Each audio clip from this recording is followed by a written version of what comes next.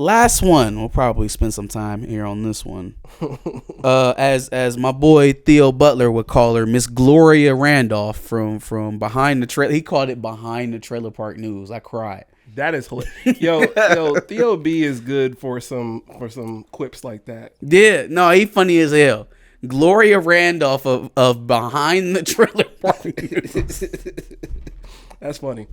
That is funny. Oh man, but yeah, no man, she back at it again. So, she's talking synopsis for Black Panther 2. Again, she mentions the recast effort, but this time it's not a, oh hey, if you remember last time, oh hey, just give up. It doesn't matter. You know, they're moving forward. It's not gonna happen. Oh, but don't worry, it's gonna be a funeral scene. She loves reiterating that. She loves reiterating the fact that there is definitely going to be a funeral scene, and it's okay because that funeral scene is happening. It's going to be nice and tasteful. Why does it sound like she's reading a fucking memo from Disney? It's nasty because it makes it seem like she is in love with Black Death. Why? Well, that's a whole nother issue. That's a whole nother problem. I don't know why she's so excited for a funeral. But it's the way in which the information is being brought and the perspective in which it's being brought in. It's like it sounds as if you're doing this at the behest of Disney. And I'm not trying to be overly accusatory here. Like I've never seen her talk to Kevin Feige or anything like that. I have no inside information, no shit like that. But like, when you bend yourself in pretzels, no matter what the circumstance, to defend not a person but a corporation. What do corporations do? They buy people. So you are absolutely giving off the appearance, at very least, that you are doing this at the behest of Disney, which is just gross to be a film critic, but be a fucking jockey for a studio. It's almost as bad as being black and calling your mother a darky. Yeah. I don't understand it. I don't get it. So she says that now, oh no, not now. It's not going to happen. It's you know, everybody wants something else. It's not that. It's, oh, it caught traction too late. You mean to tell me that a couple months ago you told us that it just straight up wasn't going to happen? You were one of the people trying to suppress, trying to hold it down. Now that there are just a few things that you cannot put yourself up against, right? You can't put yourself and your reputation up against because it won't hold up. Be that Chadwick Boseman's brother. That's, you know what? That's really what it boils down to. Because you want to know why people are not talking that, oh, it's toxic, oh, it's people who, they're selfish, you're disrespecting Chadwick. You want to know why that shit is quieted down? Because get on your camera and tell me that you know more than Chadwick Boseman's brother. Get on your platform and tell me that his brother is wrong. Tell me you disagree with his family, because everything that you've been able to do this so far has been able to hold up because you've been operating under the guise of, oh, well, Disney is doing this to be respectful, therefore they're respecting the family's wishes. Not so much. Not so much. So now you have no choice but to pay deference to both sides. You can't sit up here and talk so sharply to the pro recast crowd because you no longer have that leverage. Now you're trying to placate. I don't want you to placate me. I don't want you to placate me. It wasn't a problem when you said it wasn't going to happen months ago. And now look at us. Huffington Post, New York Times, TMZ. And it only continues to build the longer Letitia Wright doesn't show up to work. Shout out to JP who we had on the. Oh yeah. Shout out to the homie. He mentioned that the Recast T'challa petition has reached over 50,000. Mm-hmm. So dub to the petition and dub 51, I believe.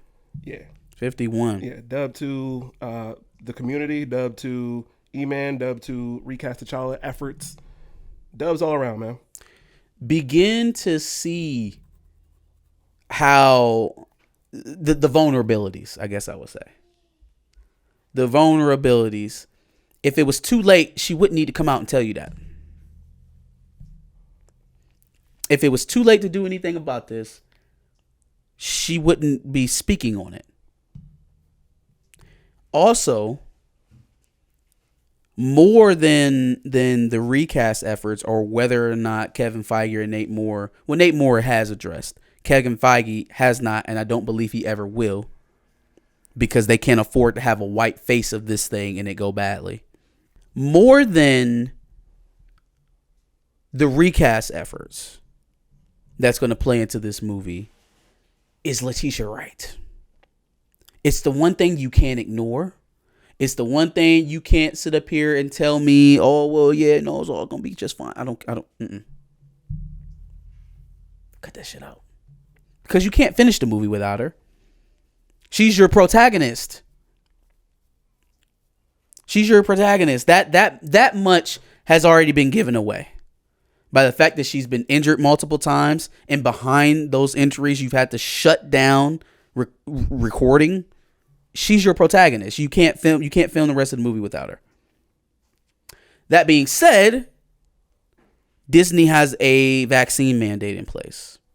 Letitia Wright, it's not with the shits.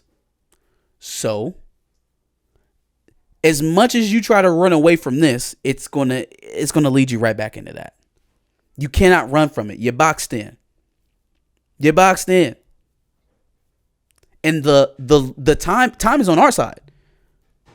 See, Grace would lead you to believe that time is on the side of Disney, right? Because there's not much time before the movie is to come out. The movie's behind schedule. That's advantage recast crowd. Because again, we didn't say recast for Black Panther 2. We said recast T'Challa. We said do not shelf the character forever. And the longer this goes, the more controversy builds, the larger that petition grows, the more outlets begin to pick this up. It's already a mainstream conversation now. We've already gone from niche comic book fans to Twitter to now general public. It's inevitable, considering it seems like this movie is fucking cursed. It's because of how they tried to proceed. No one remembers contract disputes with Chadwick Boseman. Everybody forgets that this man was signed up to play in Black Panther 3. T'Challa was not supposed to die. And it is not an honorable thing to kill your remembrance, your work in honor. That is not a thing. You cannot give me another example of someone ending someone's work.